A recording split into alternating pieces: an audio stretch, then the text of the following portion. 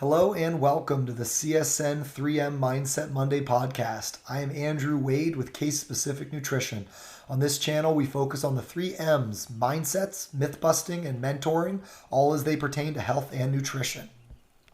On today's episode, we're going to be discussing a couple key concepts, all of which deal with the idea of thought manifestation.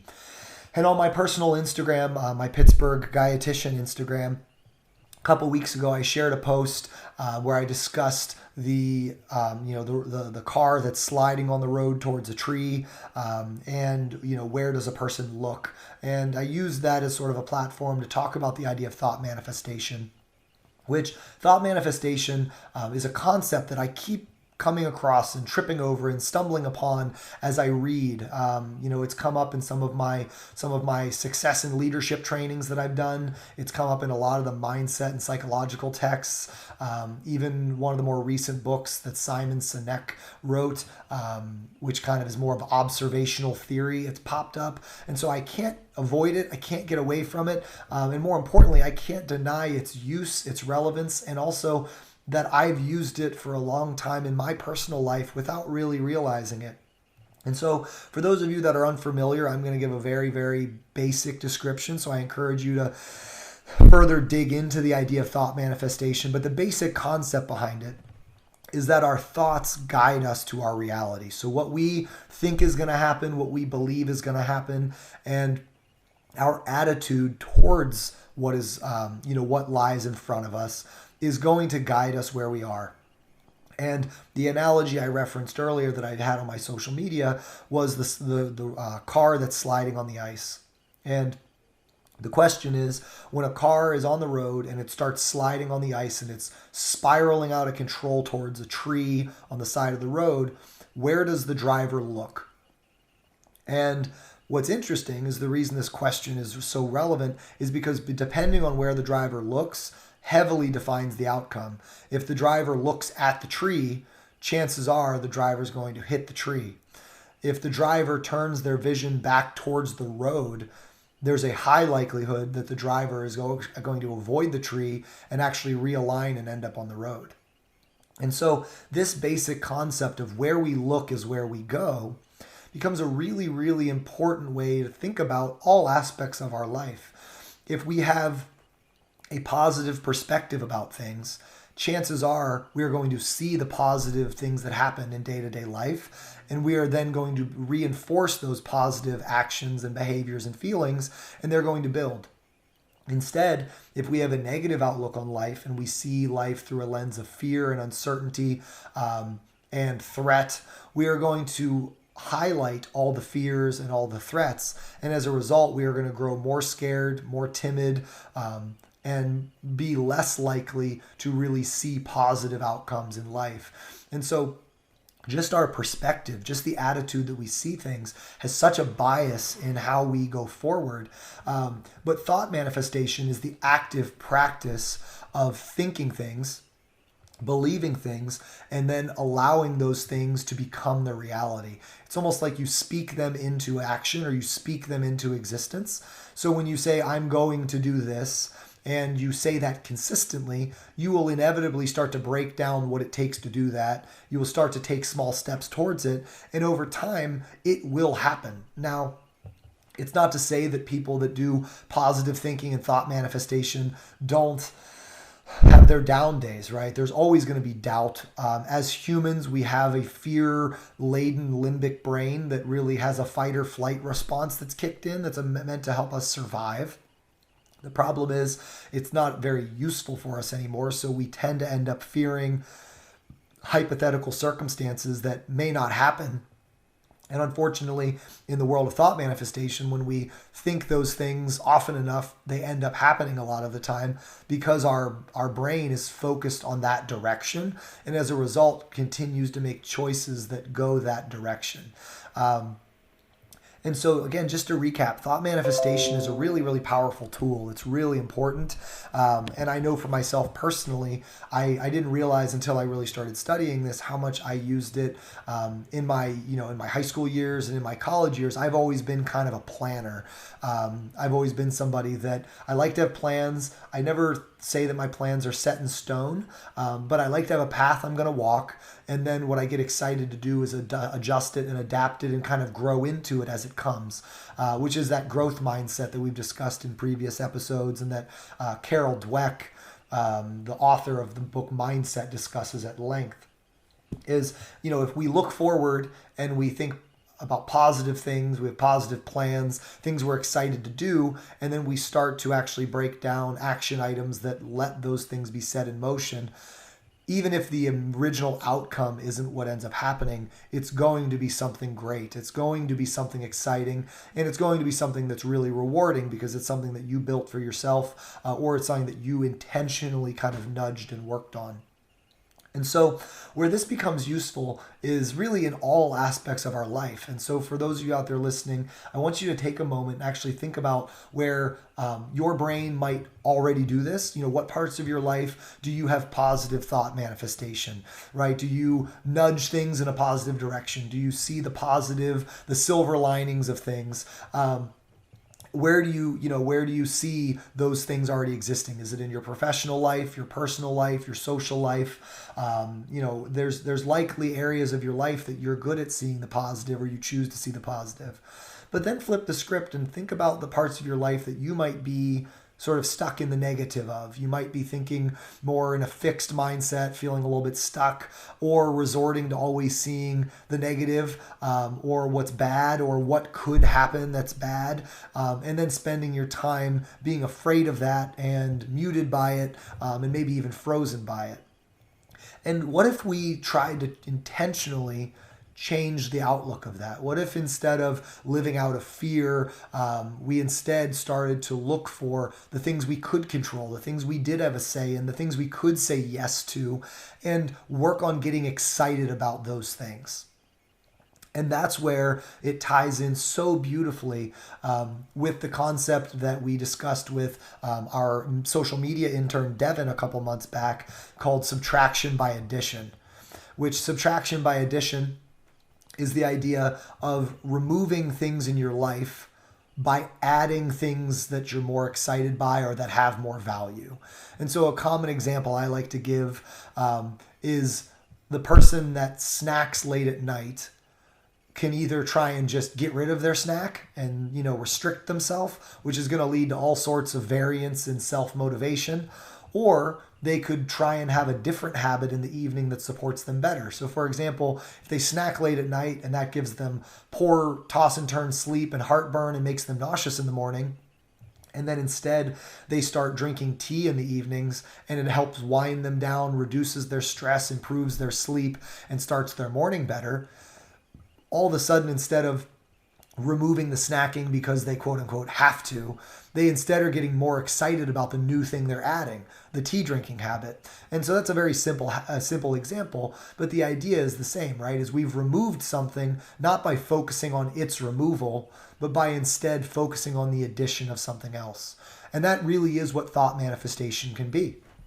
Is in a time when a lot of things feel very out of our control, what we can see is that when we choose to see positive, when we choose to focus on what we do have a say and what we can control, we can then get very excited by the things we are adding to our life. And when we focus on those additive notions, you're going to see positive things accumulate. You're going to feel empowered, and that is going to spike all sorts of fun neurotransmitters in the brain, make you feel good, and it's going to accumulate. It's going to become an additive way of life. Constantly looking for positive things to do instead of focusing on negative things that you shouldn't do becomes a way of life, a way of thinking, and as a result, a mantra in a lot of ways.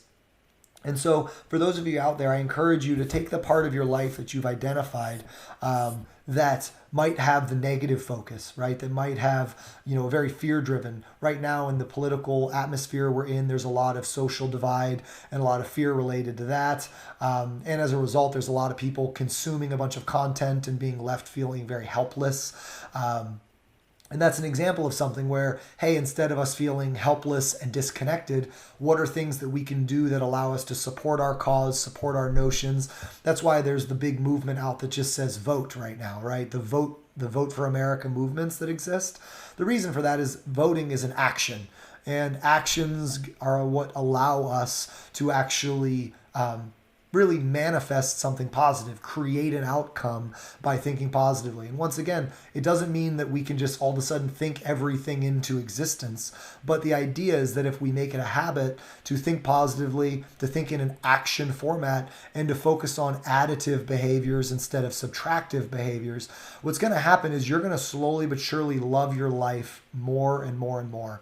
And from a nutrition and wellness perspective, this is the life hack that most of you out there are looking for when you are trying to figure out what's different between the way you're doing things and the way someone who just seems to be doing it so easily is doing things. A lot of the time, I work with clients that come to me and they're frustrated because their body's not listening to them, and it's because they're forcing exercise on themselves and they're eating in a way they quote unquote think they have to. And again, we've talked a lot on this podcast about the why. What we can hear there is they're very disconnected from why they're doing those things. They're doing them out of a sense of forced obligation. And the studies and data that exist that show, people who exercise tend to have less anxiety. People who exercise tend to have lower blood sugar and a lower risk of heart attack. And people who eat good quality foods tend to be less inflamed and have a lower chance of developing chronic diseases. Most of that data observes that those habits exist in people who are healthy. So it's not necessarily saying that those habits alone are what make them healthy. And so, said another way, forcing those habits into your own life doesn't automatically give you all of the benefits. Another way to think about it is a lot of people start exercising because they think they have to. So they miss out on one of the main benefits of exercise, which is the fact that it's meant to be an escape. It's meant to be an emotional outlet. It's meant to be a disconnect from all the stresses and the chaos in your world. And if you're looking at it as a chore, a mandatory obligated chore that you have to do for something else, you're not actually going to live in that moment. You're not actually going to benefit from that addition. You're going to be so focused on the negative aspects, the forced aspects, that you're not actually going to embrace the positive and the additive aspects. So someone who exercises and learns to enjoy it as a part of their life, learns to implement it as an outlet, as a stress reliever, as an escape, those are the ones that actually reap the benefits of exercise and get the rewards. Same thing with food. The world of restrictive eating, where you're just forcing yourself to eat a certain way out of some socially obligated notion, is very, very outdated and also completely disconnected from yourself. If we can instead recognize that people who eat quote unquote healthy aren't eating boring, repetitive chicken and broccoli every meal, they've learned to pair foods and prepare foods and order foods that are balanced and nutritious, but also really tasty, and as a result give them joy. Learning to enjoy eating good quality food is really the goal. It's not the fact that we're eating it. Going through the motions isn't necessarily what creates the outcome. It's learning to embrace the benefits and the excitement, and then internalizing those benefits so that they are actually yours. They are your habits that you're excited to do. And what that does is it prevents that fear of missing out. A lot of times people go on diets and they spend all their time focused on the things that whatever diet they're on, they're not supposed to have, or have told themselves they can't have. And so their focus is on the tree, not the road, right? They're so focused on the negative that they're not even paying attention to the potential positive. And so if we can shift that mindset and get excited about the food we are eating, learn to eat delicious meals, learn to prioritize quality meals like lunches in the middle of the day, and use them as a mental break, as a pause in your stress, as a chance to unwind and disconnect from all the chaos, chew on something that's delicious and tastes really good, feel full from it. We've now allowed food to become a vital and appropriately emotional part of our life, because food is meant to be emotional. It's meant to be enjoyed. And frankly, a lot of us that end up snacking or grazing or going for the sweets and treats, it's because we're not putting enough emphasis on our actual food, on our real meals. We're not taking the time to eat them. We're not taking the time to prepare them. We're not taking the time to think about them. And that means we're really not going to take the time to enjoy them. And so whether it be exercise or food, or whether it be political activism, or whether it be something in the social justice world, or whether it be something in your professional aspirations, a dream, whether it be a personal goal or a bucket list item, we can utilize thought manifestation, which is focusing on the road instead of the tree, and then subtraction by addition, which is then focusing on the things we can add to our life, the things we can learn to do, the things we can get better at that are going to actually help us on that journey. And so in the world of food, the biggest thing is for many people out there, it's not learning to quote unquote diet. It's learning to fuel yourself appropriately. We spend so much time as dietitians working with people on learning to love their food, get excited about what they're eating, have a good relationship with food, not a restrictive relationship. Because when there's a good relationship with food, you enjoy it, you look forward to it. And again, your mind starts to focus on what it is doing instead of what it isn't doing, which when we're focusing on what we are doing, we're too busy to worry about what else is going on.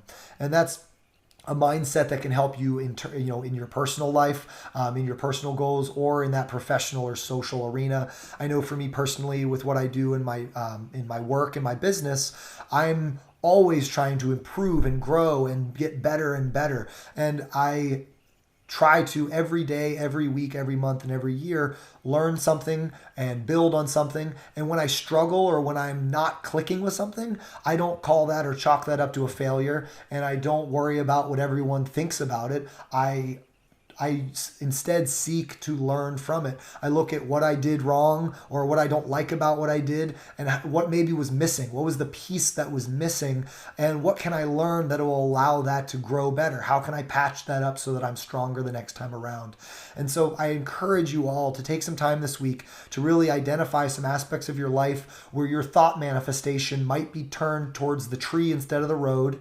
And then intentionally start to try and turn it back towards the road. Start thinking about additive things you can do that make your life more positive, that make your mind more forward thinking, and that get you into a growth mindset where you're just trying to slowly but surely improve that aspect of your life every day, not out of fear or obligation, but instead out of desire and motivation. I hope this has been a helpful mindset. I can't believe this is already episode 50. We are 2 episodes left in this season. So we are coming down towards the end of our first year and our first season. But I hope that all of you take some time today to really implement that and utilize this over the course of the week and start to make this a way of thinking and a way of life. I know that it has brought me a great deal of happiness and joy. And it is something that I started to learn at a young age from in part from my parents and their inability to do this at times. And so it's something that is not always natural. It doesn't always, just exist, but with practice, it can get better and better and better. Thank you again, as always, for listening. Please subscribe to our channel if you haven't already and share this on your favorite social media. And make sure to tag a friend or loved one and do your part hashtagging Spread the Health. This is our Spread the Health campaign. CSN3M is one of our many ways that we are trying to make a positive impact in people's lives, encouraging and empowering them to own their health, wellness, well-being, and ambition. Until next week, you can check us out at casespecificnutrition.com. Follow us at Case Specific Nutrition on all social media, and we will be back next Monday with another CSN3M.